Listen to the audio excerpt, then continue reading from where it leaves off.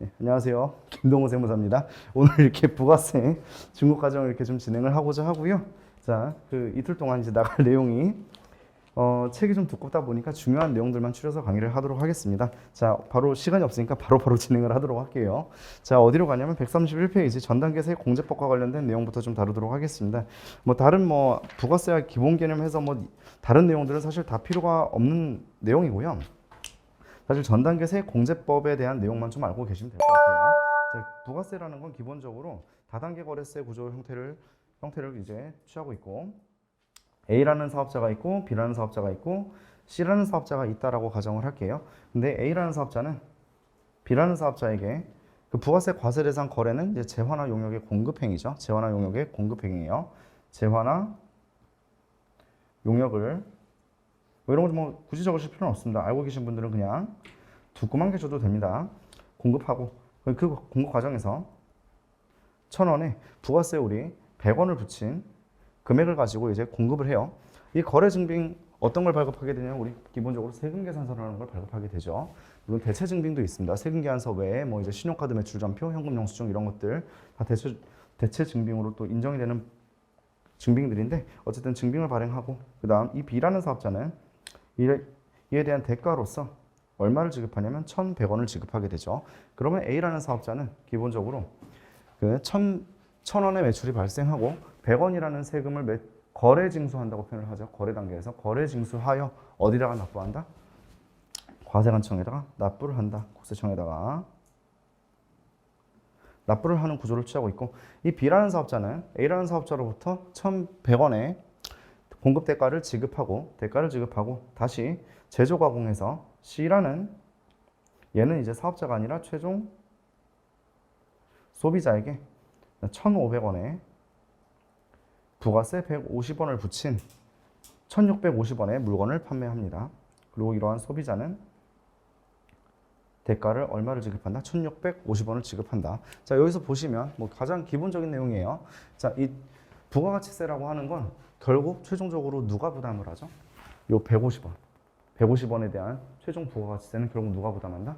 소비자가 최종적으로 부담한다. 그래서 우리가 뭐 일상적으로 소비하고 있는 우리가 예를 들어 음식점에서 음식을 사 먹든 예를 들어 편의점에서 물을 사 먹든 혹은 지난밤에 드셨을지도 모르는 맥주를 사 드시든 어쨌든 그 모든 물건 금액에는 뭐가 포함되어 있다? 부가세가 포함되어 있다. 이미 우리는 세를 부담하지 않은 것 같지만 이미 부담을 하면서 다 사 먹었다라고 보시면 되겠어요. 부가가치는 이제 각 거래 단계별로 발생한 부가가치에다가 세금을 매기는 방식으로 계산이 되는데 자, A라는 사업자, B라는 사업자 단계에서 최종적으로 발생한 부가가치가 얼마죠? 1,500원이에요. 왜? A라는 사업자 단계에서 발생한 게 1,000원. 그 다음에 B라는 사업자 단계에서 발생한 게 이제 500원 합쳐가지고 1,500원에 대한 부가가치세가 발생했다. 자, 그리고 여기서 재밌는 건 뭐냐면 이 소비자는 본인이 세금을 냈는지 안 냈는지 우리처럼 이렇게 부가가치세에 대해서 공부를 하셨던 분들은 알고 계시지만 다른 분들은 몰라요. 일반 소비자들은 잘 몰라요. 체감하지 못한단 말이에요. 영수증이 그냥 표기가 되어 있구나 그냥 그렇게만 생각한단 말이에요. 자, 하지만 이 사람은 실질적으로 부가세를 부담을 하고 있는데 돈도 그럼 이 사람이 내나요? 그건 아니죠. 누가 내죠? 얘가 내죠. 그래서 부가가치세 납세 의무자는 누구냐면 사업자예요. 사업자고 그 다음에 실제로 부담하는 담세자는 누구냐면 소비자죠. 그래서 부가가치세 같은 경우에는 납세 의무자와 담세자가 서로 다른 간접세다라고 보시면 되겠어요. 자, 납세 의무자와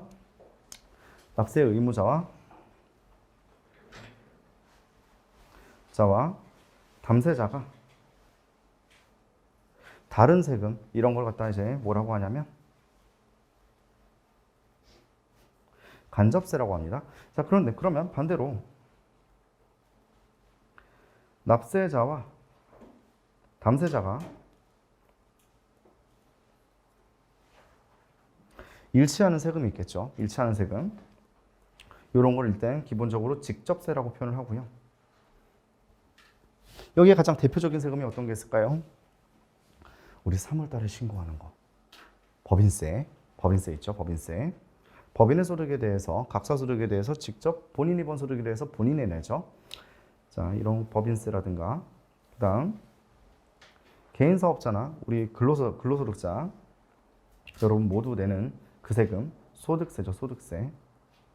내가 번 소득에 대해서 내가 내죠. 담세자와 납세자가 서로 일치하는 세금이다 라고 보시면 되겠고, 자 그러면 우리 이제 이 B라는 사업자 기준에서 부가가치세를 어떤 방식으로 계산하는지 한번 살펴보도록 할게요. 자 일단 B라는 사업자의 매출이 얼마인지 좀 보겠습니다. 매출 보시면 1,500원이죠. 1,500원. 그리고 여기에다가 얼마를 곱해요? 10%를 곱하죠. 10%를 곱해서 곱한 150원이 산출되고, 그 다음 매입 얼마 받았죠? B라는 사람은 전 단계까지 거래한 A라는 사업자로부터 1,000원에 매입을 해서 10%를 곱한 100원을 공제를 해주죠. 공제. 이걸 뭐라고 표현하죠? 매입세액 공제라고 표현하죠. 매입세액 공제. 그래서 이 사람 실질적으로 B라는 사업자는 얼마의 세금을 부담하게 되냐면 50원의 세금을, 부가세를 납부하게 된다 라고 보시면 되겠어요. 여기서 말하는 150원을 뭐라고 표현하냐면 매출세액이라고 표현을 하고요. 자, 그 다음 여기서 나와 있는 100원을 뭐라고 표현하냐면 매입세액이라고 표현을 하죠. 따라서 부가가치세는 기본적으로 이렇게 계산을 해요. 자기가 그 사업자가 공급한 재화나 용역의 공급 대가에 속해 있는 매출세액에서 전 단계까지 발생한 그 거래 금액에 포함되어 있는 부가세인 매입세액을 공제하는 형태로 부가가치세를 신고 납부하게 된다. 자, 그러면 여기서 부가세를 공부하신 적 있으신 분들은 가끔 이런 생각 해보신 적 있을 거예요. 아니, 왜 부가세는 꼭 이런 식으로 계산을 할까? 왜 꼭 이런 식으로 계산할까? 그냥 단순하게 이렇게 부가가치 그냥 얘 500원이니까 매출에서 그냥 매입 빼가지고, 지금 얘는 지금 매출세액 따로 구하고 매입세액 따로 구해서 공제를 하잖아요. 그런데 그냥 그러지 말고 그냥 1,500원에서 1,000원 빼면 남은 500원에 대해서 그냥 10% 곱해서 그냥 내면 되지 않냐? 이렇게 생각하실 수도 있을 것 같아요. 근데 우리나라 세법은 자, 요런 형태 전단계 매입세액 공제 방식을 선택하고 있는데, 이게 왜 그러냐면 매출세액도 세율이 다르고요. 매입세액도 서로 세율이 달라요. 왜 그런지 설명을 한번 드려볼게요. 자, 기본적으로 매출세액은 매출한 공급가액 합계액에다가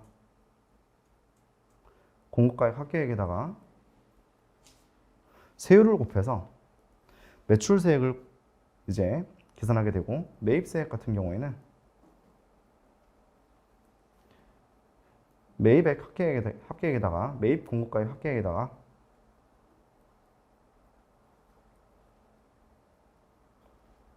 세율이 달라서 그래요. 세율을 곱해서 매입세액을 계산합니다. 그런데 우리 매출 부가가치세율 하면은 이제 기본적으로 우리 몇 퍼센트 알고 있냐면 다 10%로 알고 있죠. 자, 그런데 우리나라의 부가가치세율은 딱 10%만 있나요? 그렇진 않아요. 어떤 세율도 있죠? 영세율도 있습니다. 영세율도 있어요. 우리 수출 거래 같은 경우에는 대부분 영세율을 적용하죠. 영세율을 적용하고 용역의 국외 공급 이런 것도 역시 영세율을 적용합니다. 따라서 10% 세율을 적용할 수도 있고 0% 세율을 적용할 수도 있다. 자, 그러면 매입세액도 영세율로 이제 매입하는 거래가 있고요. 그 다음 또 어떤 게 있죠? 자, 여기 지금 계신 분들 중에 농축수 임산물을 매입해서 제조가공해서 납품하는 그런 회사가 있으실지는 잘 모르겠어요. 자, 우리 의제 매입세액 공제라고 있습니다. 의제 매입세액 공제. 우리 면세 대상 가장 대표적인 사례가 우리가 가장 주변에서 흔하게 볼 수 있는 사례, 음식점이죠. 음식점. 좀 뭐 큰 기업이다라고 하면 우리 뭐 이제 그 콘프레이크나 뭐 이런 거 만드는 회사들 옥수수 매입해가지고 제조가공해가지고 팔죠. 그런 것들 매입세 공제를 받을 수가 있어요.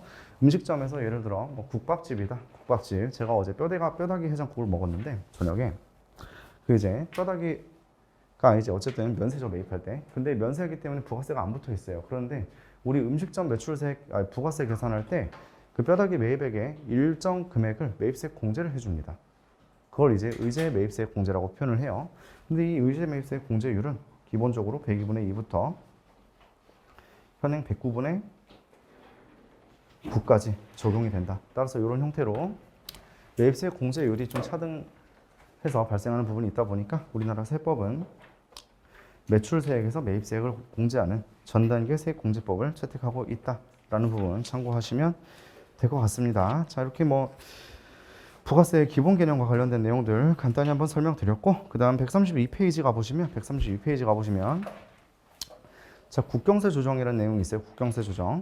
자, 일단 한번 읽어보겠습니다. 재화가 국가 간에 이동될 때 재화에 부과된 간접세를 조정하는 것을 국경세 조정이라고 한다. 자, 국경세 조정에는 뭐 원산지국 과세원칙과 소비지국 과세원칙이 있는데, 우리나라 세법은 부가세법은 어떤 과세원칙을 채택하고 있냐면 소비지국 과세원칙을 채택하고 있죠. 그리고 이러한 국경세 조정이라는 게 왜 들어왔냐면 국가 간에 이러한 소비세율에 대해서 부가가치세율이 서로 다릅니다. 예를 들어 일본의 부가가치세율이 7%인가 8%인가 그렇거든요. 우리나라 부가가치세율은 몇 퍼센트? 10%죠, 기본적으로. 그렇기 때문에 우리나라에서 예를 들어 일본으로 수출한다고 가정을 하면 수출할 때 우리나라에서 국내에서 발생한 부가가치세 부담을 모두 다 제거하고, 완전히 제거하고, 그리고 일본에서 예를 들어 수입할 때는 그 일본의 부가가치세율에 맞는 금액을 이제 적용해서 다시 부가세를 부과한다. 이런 형태로 이제 세율 차이 조정을 하기 위해서 만들어진 게 바로 국경세 조정과 관련된 제도이고, 그게 바로 뭐다? 우리나라 세법에서 가장 대표적인 게 영세율이죠. 영세율 적용할 때 이런 문제가 발생한다라고 이제 생각하시면 될 것 같습니다. 다음 뭐 우리나라의 부가가치세제의 특징 뭐 이런 게 있는데, 이런 것들은 그냥 한번 쭉 궁금하신 분들께서만 읽어보시면 될 것 같습니다. 자, 이제 135페이지로 넘어갈게요. 135페이지.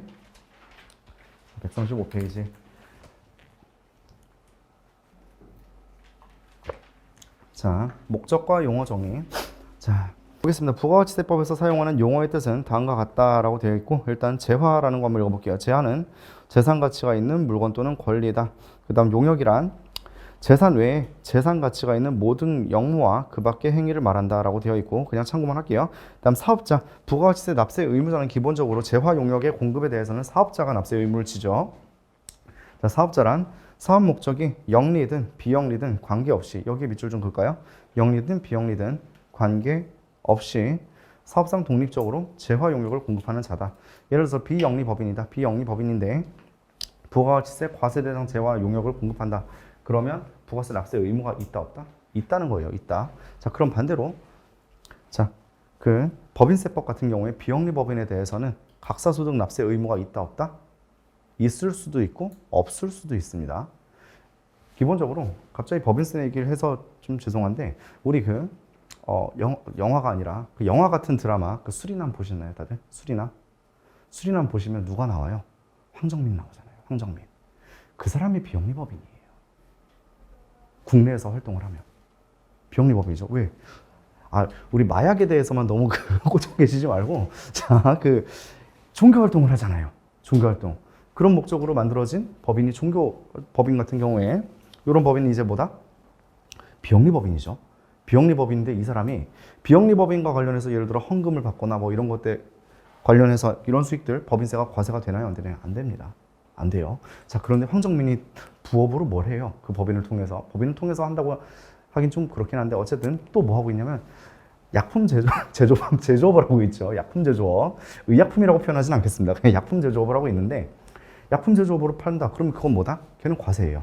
즉 비영리법인 같은 경우에는 고유목적 사업과 관련된 수익 금액에 대해서는 법인세가 과세되지 않으나, 그 수익 사업을 별도로 운영하는 경우에는 그 부분에 대해서는 법인세 납세 의무가 있는데, 그 부가가치세법에서는 영리 목적이든 비영리든 전혀 상관없이 부가세 과세 대상 재화 용역을 공급한다면 이제 부가세 과세가 된다라고 보시면 되겠습니다. 자, 그다음 간이과세자.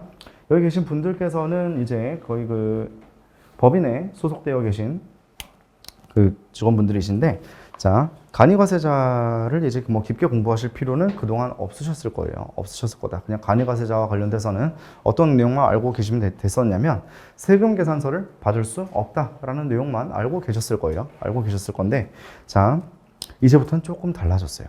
작년부터는 조금 달라졌습니다. 알고 계신 분도 있고 모르고 계신 분들도 계실 텐데, 간이과세자도 세금 계산서가 발급이 가능해졌습니다. 모든 간이가세자는 아니고, 자, 직전 연도 그 공급 대가가 4,800만 원 이제 이상인 간이가세자 같은 경우에는 이제 세금 계산서가 발급 가능하다. 세금 계산서가 발급 가능하다는 건 또 뭘 의미하냐면, 세금 계산서 발급 가능한 간이가세자로부터 이제 매입한 부분에 대해서는 이제 뭐가 된다? 매입세 공제가 가능하다라는 것도 이제 이해하시면 될 것 같습니다. 그래서 기본적인 내용을 좀 간이가세자와 관련된 내용은 제가 뭐 뒤에 가서 깊게 다루고 이럴 필요는 없을 것 같고, 그냥 지금 이 강의 시간에만 살짝 다루겠습니다. 간이가세자 같은 경우에는 이제 요건 자체가 바뀌었어요. 작년까지, 재작년까지만 하더라도 직전 연도 공급 대가 4,800만 원에 미달하는 이제 사업자가 이제 간이가세자였는데, 그 가액 기준이 직전 8천만 원 미달하는 개인 사업자로 바뀌었다. 사업자 혹은 이제 신규 사업자 중에 간이가세자를 신청한 자 또 역시 그 간이가세자가 될 수 있는데, 원칙적으로 증빙에 따른 차이만 좀 있는데요. 증빙에 따라서 얘는 원칙적으로 영수증 발급 대상자예요.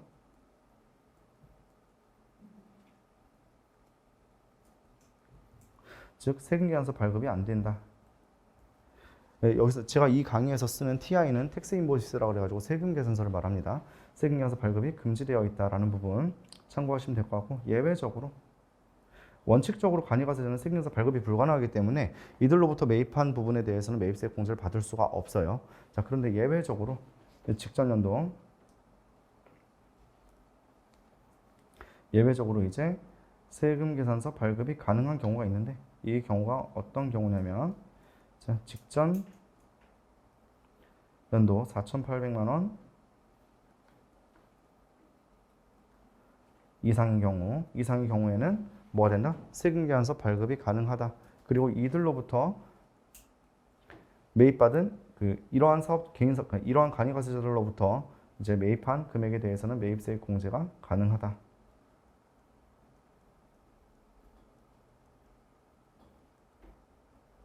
가능하다. 하지만 예외에 또 다른 예외가 있어요. 또 다른 예외가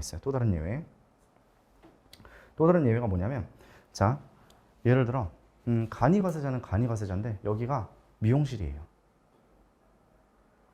미용실 당연히 간이가세자가 될 수 있죠. 근데 간이가세자인데 직전 연도 4,800만 원에서 8천만 원 사이예요, 얘가. 근데 얘도 세금계산서 발급이 가능합니다. 원칙적으로 업종별로 원칙적으로 세금계산서 발급이 불가능한데, 미용, 욕탕, 유사, 서비스업 같은 경우에는 원칙적으로 세금계산서 발급이 불가능해요. 그런데 정말 거기에 예외에 또 다른 예외인데, 고정자산을 매각하거나 이런 경우에는 세금계산서 발급이 가능하거든요. 자, 그리고 4,800만 원부터 8천만 원 사이이긴 한데, 고정자산을 내가 미용실로부터 매입을 안 하고 뭘 했냐면 그냥 미용을 했어요. 그러면 미용을 하고 나서 우리가 결제를 뭘로 하냐면 그냥 카드로 결제를 하죠. 카드로 결제를 했어요. 자, 그럼 우리 적격증빙 이미 수취했죠. 그럼 그걸로 매입세 공제가 돼야 안 돼요? 안 됩니다. 예를 들어 업종을 살짝 바꿔볼까요, 여러분? 퀴즈인데, 우리 회사가 엔터테인먼트사예요. 그리고 연예인에 대해서 그 미용 용역을 제공을 해줬어요. 그러니까 미용실 가서 결제하라고 카드를 줘서 이렇게 해줬어요. 매입세 공제 돼요, 안 돼요? 안 됩니다. 안 돼요. 성형이란다. 갑자기 아무리 사업과 관련이 있어도, 사업 목적이어도 아예 영수증, 세금계산서 발급 금지 업종으로 지정이 되어 있는 부분에 대해서는 어떠한 성격을 띠더라도 얘는 매입세 공제가 불가능하다. 따라서 세금계산서 발급 가능 사업자라 하더라도 여기서 세금계산서 발급 금지 업종 같은 경우에는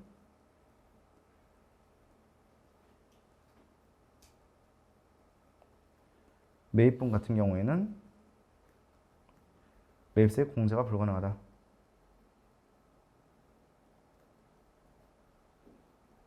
라는 부분까지 간단히 참고하시면 될 것 같습니다. 자, 쭉 넘어가서, 그래서 우리가 이제 매입을 받을 때 어떤 걸 체크를 하셔야 되냐면, 사업자가 예를 들어 간이가세자다. 그러면 세금계산서 발급 가능한지 먼저 확인을 하셔야 되고, 세금계산서 발급 가능한 간이가세자 같은 경우에는 사업자 등록증에 이미 표시가 되어 있어요. 사업자 등록증에 이제 간이가세자라고 해놓고 이런 식으로 표시가 되어 있어요, 상단에.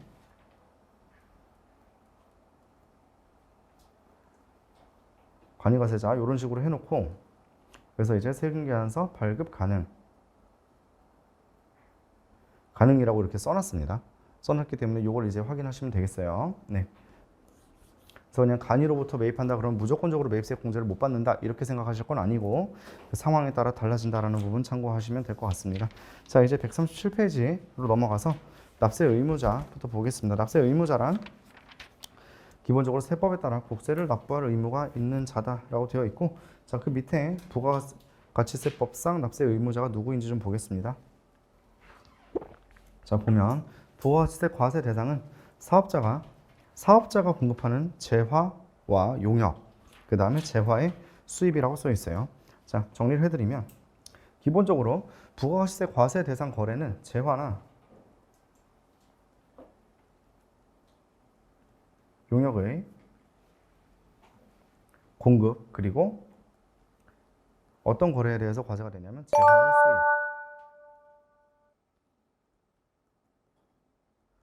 수입에 대해서 이제 과세 대상이다라고 보시면 되는데, 여기에 따른 이제 납세 의무자는 기본적으로 얘는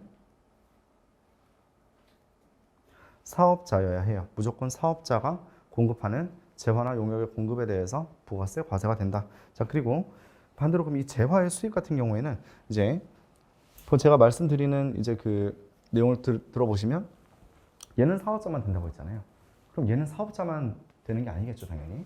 사업자를 불문하고 재화를 수입하는 자는 기본적으로 부가세 납세 의무가 있다.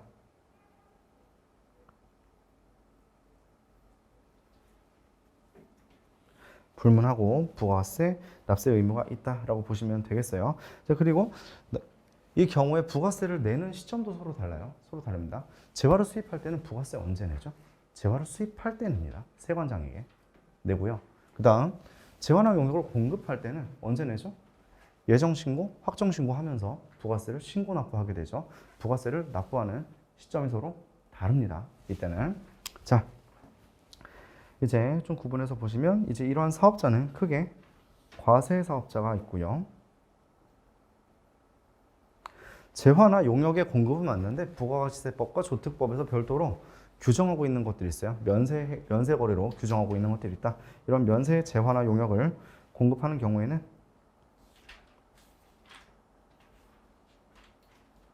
면세 사업자다라고 보시면 이렇게 구분을 하고요. 이런 면세 사업자는 기본적으로 부가가치세법의 규정을 적용받지 않아요. 부가세법의 규정을 적용받지 않고 어떤 법의 적용을 받냐면, 자, 소득세나 법인세법에 따른 납세 의무를 집니다. 를 지기 때문에 따라서 부가가치세법을 적용받지 않습니다. 단지 그 몇 가지 협력 의무만 있을 뿐이죠. 면세 사업자 같은 경우에는 기본적으로 그 매입세금계산서를 받을 수 있죠. 예를 들어 학원이라고 해도 그 부동산 임차를 할 거고, 그러면 이제 매입세금계산서나 이런 것들을 받을 텐데 거기에 따른 합계표나 이런 것들 제출 의무만 있을 뿐이지 기본적으로 뭐 부가세 신고라든가 이런 거는 기본적으로 불가능하다라는 부분 참고하시면 될 것 같고, 다음 과세사업자는 크게 두 개로 나눌 수가 있죠. 첫 번째 일반 과세자, 그다음 간이과세자, 이렇게 나눌 수 있다라는 부분 간단히 참고하고 가시면 될 것 같습니다. 자, 또 넘어가서 자, 이제 138페이지 뭐 이렇게 필기를 제가 이렇게 좀 설명을 하면서 써드리는데, 이거 뭐 이제 필요하신 분들께서는 뭐 사진 찍으셔도 되고 뭐 편하게 하시면 될 것 같습니다. 아니면 제가 쉬는 시간에 이거를 뭐 어디 놔두고 가지고 가고 뭐 이러지 않을 거예요. 그러니까 이렇게 넘겨가면서 사진 찍으셔도 되고, 아니면 편하게 좀 이렇게 활용하시면 될 것 같습니다. 이거는. 네. 자, 138페이지 사업자 관련된 얘기를 좀 해볼게요. 자, 사업자란 사업 목적이 영리든 비영리든 관계없이 독립적으로 사업 활동을 하는 자다. 자, 그리고 밑에 내용 보면은 단가로 1번에 사업 목적 불문이라고 되어 있어요. 자, 영리인 경우 물론 비영리인 경우에도 납세 의무를 지므로 부가세 납세 의무자는 개인, 법인격 없는 사단재단 모두 포함된다라는 부분 참고하시면 될 것 같고요. 자, 그다음 밑에 방가로 2번 사업성이 있을 것이라고 되어 있어요. 자, 제가 그 코로나 되고 나니까 갑자기 헬스장을 다니는데 원래는 마스크를 안 쓰고 다니다가 갑자기 마스크를 쓰라고 하니까 이게 너무 숨쉬기가 힘들더라고요. 숨쉬기가 힘들고 막 이래서 자, 그러면서 이제 유튜브를 찾아보니 다들 이렇게 막 홈짐 이런 거를 막 만들고 하길래 저도 그 한번 해볼까 하고서 방 하나를 비워서 거기다가 만들었어요. 만들었습니다. 이제 아내가 얼마나 하나 보자 이러면서 이제 좀 이렇게 지켜보고 그러긴 했었는데 자, 결과적으로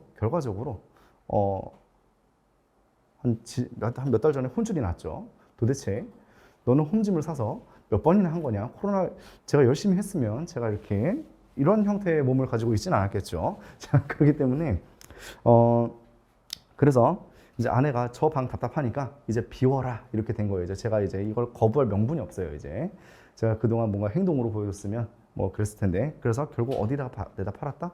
당근 마켓에다가 하나 둘씩 내다 팔게 됐어요. 저는 사업자인가요? 사업자가 아닙니다. 사업자가 아니에요. 왜 그러냐면 저는 기본적으로 개인 세무사 사무실을 운영하고 있는 세무사이기 때문에 저는 이제 사업자는 사업자인데 업종 자체가 뭐죠? 세무사업이죠. 세무사업. 제가 그 헬스 용품 도소매를 하는 업자는 아니고 일시우발적으로 공급하는 사람이기 때문에 저는 부가세 납세의 의무는 없어요. 이제 예를 들어 그래서 이런 사람이 있다고 이 사람이 발견을 한 거예요. 이렇게 맨날 당근마켓 가서 구경만 하는 거예요, 이 사람. 구경해가지고 예를 들어 아이폰이 있는데 걔가 이제 보통 보편적으로 100만 원에 거래가 된다더라. 한데 얘 가끔 이제 스파성으로 80만 원에 마음이 급해갖고 내는 애들이 있어. 그것만 사가지고 사서 팔고 막 이래요. 80만 원에 사서 막 예를 들어 95만 원에 팔고 80만 원에 사서 95만 원에 팔고 막 이런 것만 반복해요. 얘는 사업자예요, 아니에요? 사업자입니다. 사업자예요. 사업자 등록 여부와 상관없이 얘는 걸리면 부가세 무조건 와장창 다 내야 돼요. 자, 읽어보겠습니다. 자, 세 번째 줄 보시면 자, 그 계속적이고 반복적으로 재화 용역을 공급한다.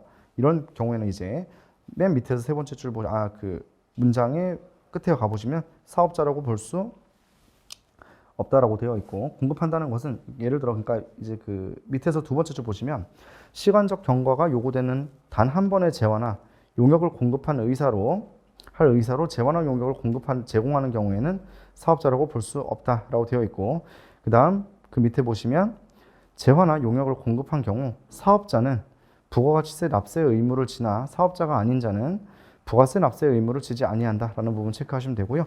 옆에다가 지금 여기 이 내용에는 이 내용이 나와 있지는 않은데 자, 그 옆에 사례로 한번 가볼게요. 139페이지 사례 쪽으로 한번 가보겠습니다.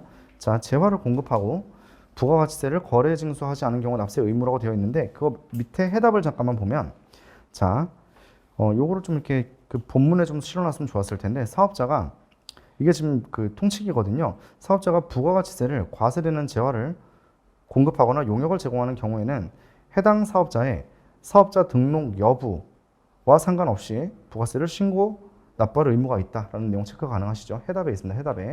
해답 내용에 보시면 사업자 등록 여부와 관계없이라고 되어 있어요. 여부에 불구하고 부가세를 신고 납부할 의무가 있다라는 부분 간단히 체크하시면 될 것 같고 그 다음 밑에 방가로 이제 다시 138페이지 방가로 3번 보면 사업상 독립적일 것이라는 내용이 나와 있어요. 자, 지금 여기 계신 분들께서는 자, 매일매일 용역을 제공하고 있죠. 용역을 제공하고 있어요. 어디에다가? 회사에다가. 용역을 제공하고 있죠. 자, 여러분 용역을 제공하고 있기 때문에 부가세를 내나요? 아니죠. 왜 그러냐면 사업상 독립적이지 않기 때문이에요. 따라서 사업자는 독립적으로 사업활동을 하는 자이므로 다른 자에게 고용된 경우에는 그를 고용한 자가 납세 의무를 진다. 따라서 저희 사무실 직원은 부가세 납세 의무가 없고요. 저는 이번 달에 부가세를 내야 합니다. 이렇게 이해를 하시면 좀 좋을 것 같아요. 자, 그리고 139페이지 방가로 5번 볼게요. 위에 보면 방가로 5번이 있는데 자, 가끔 일을 하다 보면 되게 기적의 논리를 펴시는 분들이 계세요. 예를 들어 인테리어다라고 가정을 해볼게요. 인테리어다. 이거 참 촬영 강의가 이거 강의가 이게 좀 이렇게 세면 안 되는데. 자, 어쨌든 모르겠어요. 알아서 하겠지. 네, 인테리어다라고 가정을 할게요. 자, 이게 이 업종의 좀 병폐인데 참 슬퍼요 이런 거. 네. 이분들도 어쩔 수가 없겠죠. 인테리어 용역을 제공을 해요. 건설 용역인데 이것도 역시 제공을 하고 나면 제공을 하면 여기 소비자에게 제공을 한단 말이죠. 소비자에 제공을 해요. 자, 그런데 이 소비자는 처음부터 인테리어를 이제 맡기려고 할 때 한 군데 업체만 알아볼까요? 여러 군데 업체를 알아볼 거예요. 뭐 이렇게 나는 뭐 알아보는 게 귀찮다 이런 사람이 아닌 이상 여러 군데를 분명히 알아보게 될 거고, 자, 그런 경우에 자, 인테리어 이 소비자 같은 경우에는 이 사람이 사업자가 아니죠. 기본적으로 예를 들어 이 사람이 과세사업을 영위하고 있는 사업자라면 이런 문제가 발생하지 않아요. 그런데 이 사람이 예를 들어 주택 인테리어다라고 가정을 해볼게요. 그러면 이 사람은 자기 집 인테리어니까 뭐가 제일 중요해요? 퀄리티 잘 나오고, 그 다음 더 중요한 게 뭘까요? 가격이 저렴하고. 이 두 개가 제일 중요할 거란 말이에요. 거기서 내가 부가 매입세액을 본인이 이 소비자가 부담을 하는 게 중요할까요? 안 중요할까요? 그냥 안 내고 그냥 세금 계산서 안 받고 그냥 싸게 인테리어해서 나는 그냥 행복하게 거기 살기만 하면 되는 거야. 그잖아요. 근데 자, 그렇기 때문에 이 소비자는 이 인테리어 업자들 간에 이걸 견적을 낸다. 그래서 이제 의뢰 물어봐요. 부가세는 빼면 얼마인가요? 이런 식으로 부가세 빼고 이러면 얼마에 해주실 수 있나? 이런 식으로 견적을 낸단 말이에요. 자, 그리고 나서 이 사람이 문제가 생겨요. 언제 문제가 생기냐면, 자, 그러면 이제 이 인테리어 업자 입장에서는 어쨌든 먹고 살아야 되니까 수임을 해야 될 거 아니에요. 여기서 저는 부가가치세를 이제 납부하는 납세 의무자로서 당신에게 부가세를 거래징수해서 일을 해야 됩니다 라고 얘기를 하면 이 사람 잘못하면 굶어 죽을 수도 있어요. 진짜로 그래요. 그렇기 때문에 자, 결론적으로 이 사람들은 이제 어쩔 수 없이 부가세를 거래징수하지 못해요.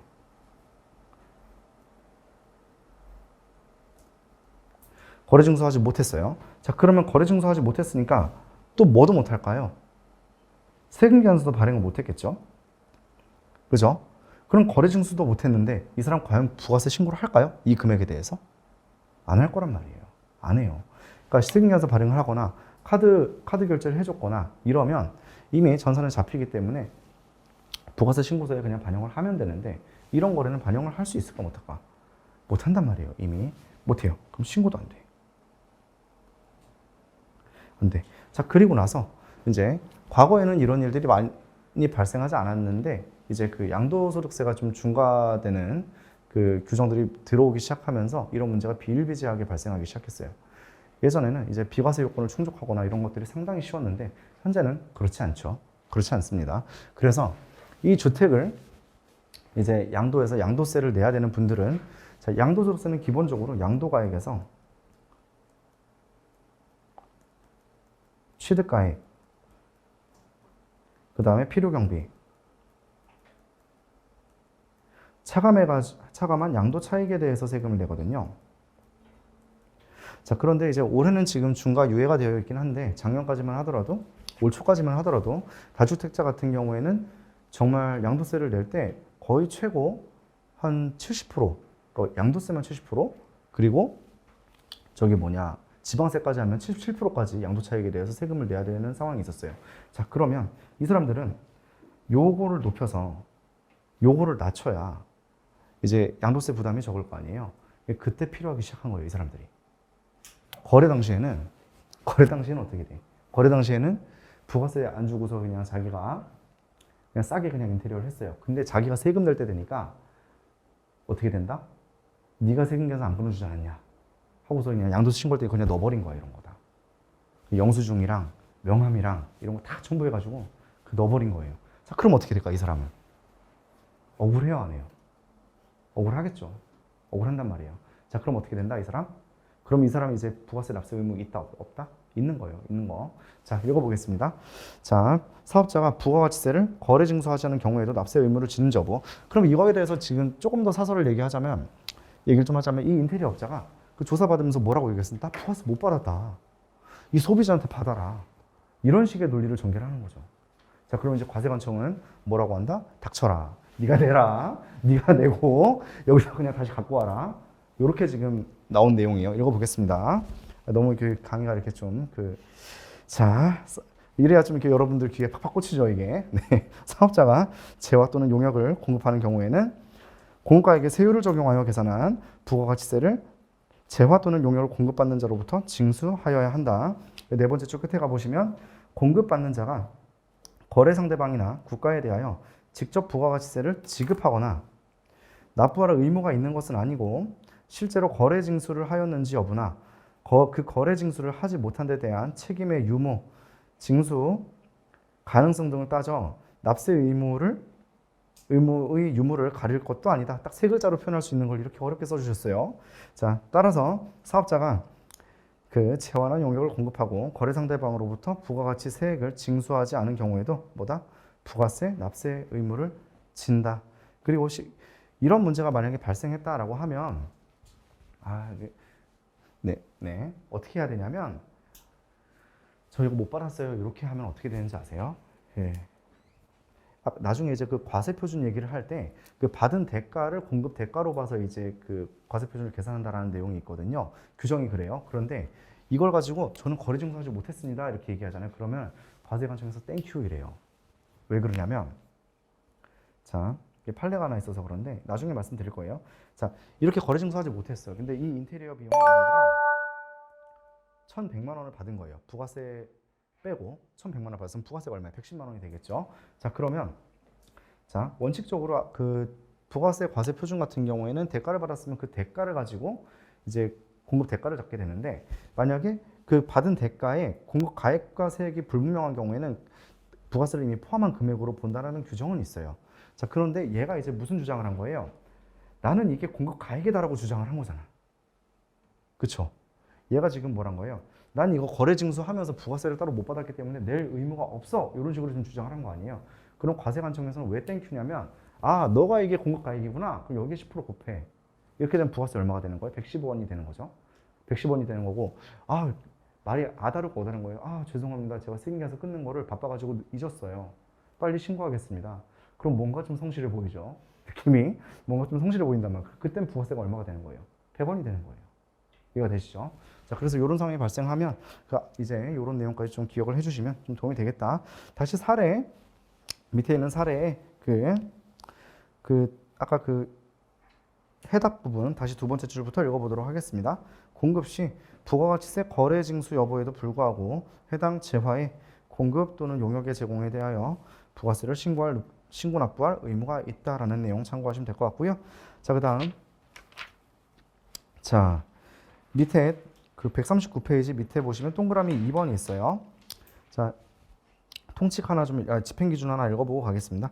부가가치세법상에 사업자가 아닌 개인 또는 면세사업자가 우발적 또는 일시적으로 재화를 공급하는 경우에는 재화 또는 용역을 공급하는 경우에는 부가세 납세 의무자에 해당되지 않는다라는 내용 간단히 좀 보고 가시면 되겠습니다.